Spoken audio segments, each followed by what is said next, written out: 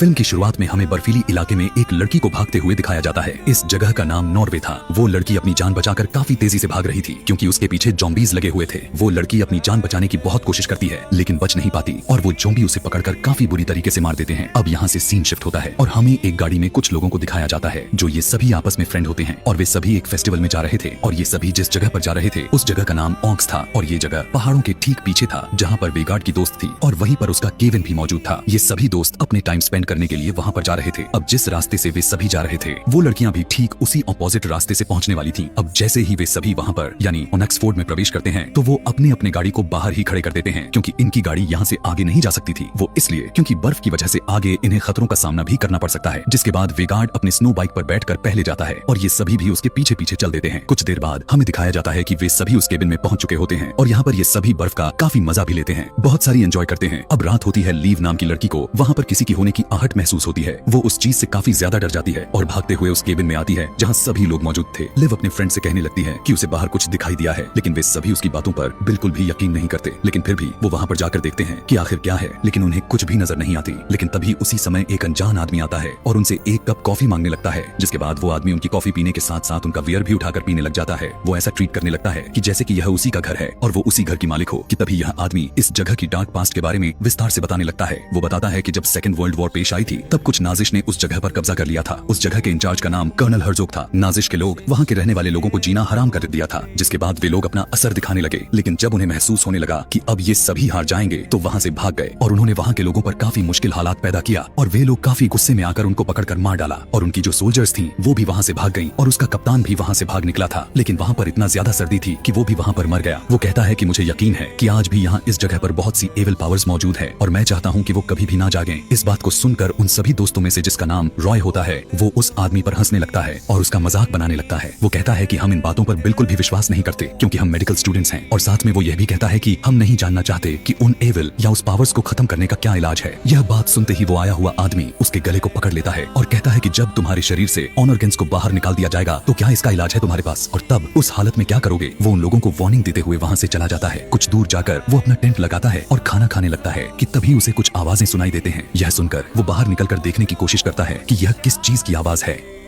तभी वो देखता है कि उसके ठीक सामने एक ज़ॉम्बी खड़ा हुआ नजर आता है। वो आदमी वहाँ से भागने का सोच ही रहा होता है कि तभी अचानक से एक दूसरा ज़ॉम्बी उसके पास आकर उसकी गले को ही काट देता है। बहुत हिम्मत करके वो अपने टेंट में जाता है लेकिन उसी टेंट में ज़ॉम्बी भी चला जाता है और उसे वहीं पर काफी बुरी तरह से मार देता है। उस मरे हुए आदमी की बातें सुनकर वेगार्ड पर काफी असर हुआ था और उसे अपने दोस्त सारा की काफी ज्यादा फिक्र होने लग जाती है। इसीलिए अगले दिन वो अपनी दोस्त को ढूंढने के लिए चल देता है। जाते समय वो अपने दोस्तों से कहता है कि अगर मैं कल तक वापस नहीं आया तो तुम सभी मेरे गाड़ी के पास जाना और वहाँ से मदद मांगना। यह कहकर वो वहाँ से चला जाता है। उसके जाते ही सभी लोग फिर से उसी बर्फ में एंजॉय करने लगते हैं। यहाँ पर हम देखते हैं कि कोई भी कल रात वाले आदमी की बातों का सीरियस नहीं ले रहा था। यहाँ पर दूसरी तरफ वेगार्ड सारा को ढूंढ रहा होता है। ढूंढते ढूंढते वो उसी आदमी के टेंट के पास पहुंच जाता है जो कल रात में मारा गया था। वो बाइक से उतरकर टेंट के पास जाता है। तब वो देखता है वही आदमी मरा हुआ है और उसे काफी बेरहमी से मारा गया होता है। तभी उसे वहाँ से फुटप्रिंट्स भी नजर आते हैं जिसके अंदर काफी खून भी लगा होता है। यह पैर का निशान आखिर कहाँ जा रहे थे उसे कुछ भी नहीं मालूम है लेकिन वो फिर भी उनके पैर के निशान का पीछा करते करते जाने लगता है कि तभी अचानक से वो एक गड्ढे में गिर जाता है और बेहोश हो जाता है। यहाँ दूसरे सीन में हमें सभी लोगों को केबिन में दिखाया जाता है कि तभी उनकी नजर एक बॉक्स पर पड़ती है। उस बॉक्स को खोलते ही वे सभी हैरान हो जाते हैं। वो देखते हैं कि बॉक्स पूरा का पूरा गोल्ड से भरा पड़ा था और ये इतना सारा सोना कहाँ से आया। तभी उन्हें याद आता है कि यह वही सोना था जब वे नाजिश सोना को चुरा कर भाग रहे थे जो उसे वो आदमी इन्हें बता रहा था। लेकिन मार्टिन कहने लगता है कि नहीं तुम गलत सोच रहे हो। इसके बाद हम देखते हैं कि अर्लैंड नाम का लड़का और उसी के पीछे एक और लड़की बाहर जाती है। उसके बाद अर्लैंड तो वापस आ जाता है लेकिन वो लड़की वापस नहीं आती। वो अभी तक आउट हाउस में ही थी। वो वहाँ पर इसलिए होती है क्योंकि उसे महसूस हो रहा था कि शायद उसके साथ कोई मजाक कर रहा है। तभी उसे यह लगने लगता है कि उसे बाहर से कोई देख रहा है। यह सब अभी वो सोच ही रही थी कि अचानक से एक ज़ॉम्बी उस पर अटैक कर देता है। वो काफी चीखते हुए केबिन की तरफ भागने लगती है। केबिन के अंदर सभी लोग काफी जोर जोर से म्यूजिक बजा रहे थे इसीलिए उस लड़की की आवाजें उन तक नहीं पहुंच पाती। लेकिन तभी हैना उसकी आवाज को सुन लेती है। वो म्यूजिक बंद करके बाहर देखने लगती है कि तभी अचानक से उस लड़की को ज़ॉम्बी पकड़ कर ले जाता है। हैना काफी देर तक बाहर देखती तो है लेकिन उसे बाहर कुछ भी नजर नहीं आता। वो कहने लगती है कि मुझे कुछ ठीक नहीं लग रहा है। जिसके बाद वहाँ पर मौजूद अपने 3 दोस्तों को लेकर बाहर उस लड़की को ढूंढने के लिए आती है, लेकिन वो लड़की कहीं पर भी नहीं मिलती है। यहाँ पर अब वो लड़की तो नहीं मिलती, लेकिन उन्हें एक बैग मिला था जो कि यह बैग सारा का था। अब यहाँ से इन लोगों को इस जगह पर कुछ ज्यादा ही डाउट होने लगता है। उसी बातों के बीच में हैना विंडो से बाहर देख ही रही होती है कि तभी अचानक से वो लड़की उसके सामने आ जाती है। उसे देखते ही वो एकदम से डर जाती है। उस लड़की को देखते ही उसे पता चलता है कि वो तो बस उसका सर था जो ज़ॉम्बी लेकर आए हुए थे। यह देखते ही वो और ज्यादा डर कर चिल्लाने लगती है। उसकी चिल्लाने की वजह से लिव भी बाहर देखने लगती है कि आखिर वो क्यों चिल्ला रही है कि तभी अचानक से वो ज़ॉम्बी उसकी बालों को पकड़कर अपनी तरफ खींचने लगता है। सभी लोग उसकी मदद के लिए आते हैं और बहुत ही मुश्किल से उसकी बालों को छुड़ाते हैं और फौरन दरवाजे को बंद कर देते हैं। वे ज़ॉम्बी इतना ज्यादा ताकतवर थे और वो इतना ज्यादा थे कि वे सभी चारों तरफ से अंदर आने की कोशिश करने लगते हैं। यह देखते हुए हैना एक ज़ॉम्बी का हाथ ही काट देती है कि तभी उन्हें पता चल जाता है कि यह नाजी ज़ॉम्बीज हैं। अर्लैंड काफी डर जाता है और वो सभी को लोगों अपना अपना ख्याल रखने के लिए कहता है कि कहीं ज़ॉम्बी उन्हें नुकसान न पहुंचा दें कि तभी एक ज़ॉम्बी उसी के सिर को पकड़कर उसे मौत के घाट उतार देता है। वहीं हमें दूसरे सीन में दिखाया जाता है कि वेगार्ड जो उस फुटप्रिंट्स का पीछा करते हुए गड्ढे में गिरकर बेहोश हो गया था, अब उसे होश आ जाता है। वो देखता है कि वो तो एक केव में फंसा हुआ है। वो वहाँ से एक एक लकड़ी को उठाकर रोशनी के लिए एक मसाल को जला लेता है और चेक करने के लिए आगे बढ़ता है। तभी उसे पता चलता है कि वो तो एक खुफिया रास्ता है और वहाँ पर काफी चीजें मौजूद होती हैं, जैसे कि वहाँ पर उसे काफी सारी हेलमेट्स के साथ साथ बहुत सारी हथियार भी मिलते हैं। वेगार्ड उन हेलमेट्स को देख ही रहा था कि तभी वहीं पर उसे सारा का सिर भी नजर आती है, जिससे यह जाहिर होता है कि सारा अब मर चुकी है। यह सब देखने के बाद वो उस गुफा से बाहर आ जाता है। बाहर आते ही एक ज़ॉम्बी उसे देख लेता है और उसे पकड़ लेता है, लेकिन वो फिर भी उस ज़ॉम्बी से मुकाबला करता है और अपनी जान बचाने की कोशिश करता है कि तभी हम देखते हैं कि एक और ज़ॉम्बी जमीन से निकल रहा था और दूसरी तरफ केबिन के अंदर के सभी लोग जो बचे हुए थे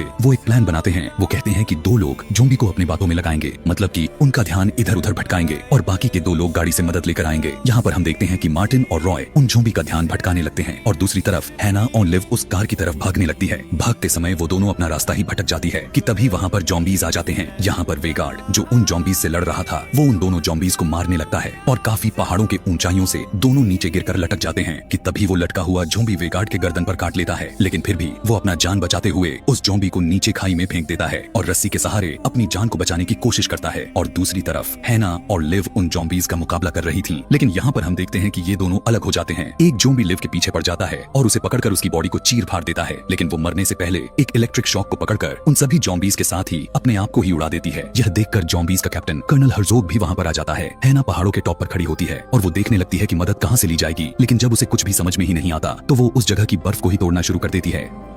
बर्फ टूट जाती है और उसके पीछे जो ज़ॉम्बी पड़ा था वो उसी के साथ नीचे खाई में गिर जाती है और अपनी जान बचा लेती है। उसकी जान तो बच जाती है, लेकिन वो बेहोश हो जाती है और जब उसे होश आता है तब वो देखती है कि वो बर्फ में दबी हुई है। उसी के साथ वो ज़ॉम्बी भी था और वो भी उसी बर्फ में दबा हुआ था और वो जिंदा था। जिसके बाद वो वहाँ से निकलकर उस ज़ॉम्बी को मार डालती है। यहाँ पर वेगार्ड की जो उसकी गर्दन कट चुकी थी वो अपनी गर्दन पर टांके लगाकर अपनी बाइक पर एक गन को रखता है और वहाँ से निकल जाता है। और मार्टिन और रॉय उन ज़ॉम्बीज का ध्यान भटकाने के लिए एक घर में छुपे होते हैं ताकि वो चुपके से उनको मार डाले। रॉय एक आग को बॉटल बाहर फेंकने की कोशिश करता है, लेकिन वो घर में ही ब्लास्ट हो जाता है और घर पूरी तरह से जलने लगता है। वहाँ से दोनों भागकर एक शेड में जाते हैं। शेड में जाते ही वहाँ पर उन्हें बहुत सारे औजार पड़े हुए मिलते हैं। अब वो डिसाइड करते हैं कि वो इस हथियार से अब ज़ॉम्बीज से मुकाबला करेंगे। आगे ये जैसे ही बाहर निकलते हैं तभी वहाँ पर ज़ॉम्बीज की फौज आ जाती है। उन हथियारों की मदद से उन सभी ज़ॉम्बीज को एक एक करके मारने लगते हैं और यहाँ पर वो देखते हैं जैसे जैसे ज़ॉम्बीज मर रहे थे एक के बाद एक ज़ॉम्बीज आते जा रहे थे कि तभी वहाँ पर वेगार्ड भी आ जाता है और वो अपनी मशीन गन से उन सभी ज़ॉम्बीज को उड़ाने लगता है और सारे के सारे ज़ॉम्बीज को मार गिराता है। लेकिन ज़ॉम्बीज रुकने का नाम ही नहीं ले रहे थे, एक के बाद एक आते जा रहे थे और वेगार्ड उन्हें मारता जा रहा था। लेकिन इस बार काफी सारे ज़ॉम्बीज मिलकर अचानक से उस पर हमला कर देते हैं और उसके बॉडी को कई टुकड़ों में कर देते हैं। यह देखकर मार्टिन काफी गुस्से में आ जाता है और गुस्से में वो अंधाधुन उन ज़ॉम्बीज को मारना शुरू कर देता है। जब वो ज़ॉम्बीज को मार रहा होता है कि उसी वक्त हैना भी वहाँ पर पहुँच जाती है और वो मार्टिन के पीछे खड़ी होती है। उसे लगता है कि वो भी ज़ॉम्बी ही है। यह देखे बगैर वो उस पर ही अटैक कर देता है, यानी उसके गर्दन पर कुल्हाड़ी से वार कर देता है। वो काफी जख्मी हो जाती है और मरने लगती है। यह देखकर मार्टिन काफी उदास हो जाता है, लेकिन यह वक्त अफसोस करने का नहीं बल्कि अपनी जान को बचाना था, क्योंकि उसके सामने काफी सारे ज़ॉम्बीज की एक फौज लगी हुई थी। मार्टिन उन्हें मारने लगता है, लेकिन तभी एक ज़ॉम्बी उस पर अटैक करके उसे मारने की कोशिश करता है। यहाँ पर हम देखते हैं कि जब वो ज़ॉम्बी उस मार्टिन के हाथ पर काट रहा होता है तब उसे उसी रात वाली आदमी की बात याद आती है और फौरन कुल्हाड़ी लेकर अपने हाथ को ही काट देता है जहाँ पर ज़ॉम्बी ने काटा था। अपने हाथ काटने के बाद वो काफी खुश नजर आता है और वो इसलिए हंस रहा था क्योंकि उसे लगता है कि अब वो भी उनकी तरह ज़ॉम्बी नहीं बनने वाला। कि तभी अचानक से जमीन से एक ज़ॉम्बी निकलकर उसे काटने लगता है और उसे काफी बुरी तरह से काट रहा था। मार्टिन काफी जोर जोर जोर से चिल्लाता है और गुस्से में आकर उसे अपने पैरों से ही उसे मारना शुरू कर देता है। अब ये दोनों मिलकर सारे जॉम्बीज को मार देता है, लेकिन अभी उन सभी जॉम्बीज का कैप्टन बच गया था जिसका नाम हर्जोग था। ये दोनों अब सोचने लगते हैं कि यहीं पर हर्जोग को मारकर वहां से अपनी जान बचाकर भाग जाएं। लेकिन तभी दोनों देखते हैं कि हर्जोग जोर जोर से चिल्लाते हुए कुछ बोलने लगता है और जमीन हिलने लगती है। वो अपने भाषा में बोलता रहता है और जमीन काफी जोर जोर से हिल रही थी, जिसके बाद एक एक करके वो मरे हुए जॉम्बीज उठने लगते हैं और फिर से एक फौज बन जाते हैं। यह देखकर वो काफी घबरा जाते हैं और अपनी जान बचाकर वहां से भागने लगते हैं। हर्जोग के पास एक हथौड़ा पड़ा होता है, उसे उठाकर उनकी तरफ दौड़ता है। भागते समय उनकी पैर एक झाड़ी में फंस जाती है और तभी हर्जोग उसके सिर में हथौड़ा मारता है कि तभी उसकी पेट में एक टहनी घुस जाती है और उसकी अंतड़ियां बाहर आ जाती है। जिसके बाद हर्जोग रॉय के पास जाकर उसके पॉकेट से एक घड़ी को निकालता है और उसे देखने लगता है।